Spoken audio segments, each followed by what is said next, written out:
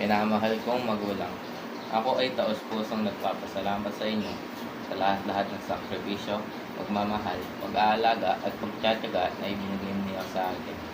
Kahit na matigas ang ulo ko at hindi sumusunod sa inyo, ay hindi niyo pa rin ako pinabayaan at inimusto niyo pa ako sa aking mga pagkakamali.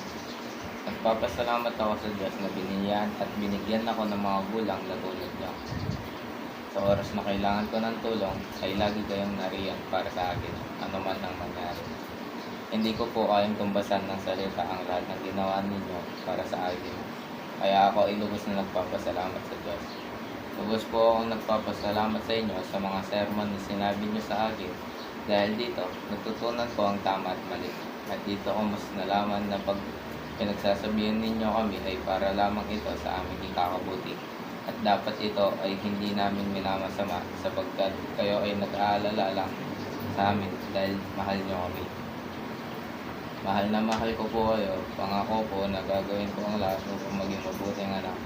At pinapangako ko po na mag-aaral ako mabuti upang maabot ang aking mga pangarap, upang masuklian po ang lahat-lahat ng paghihirap at sakripisyo na ginawa niyo para sa amin.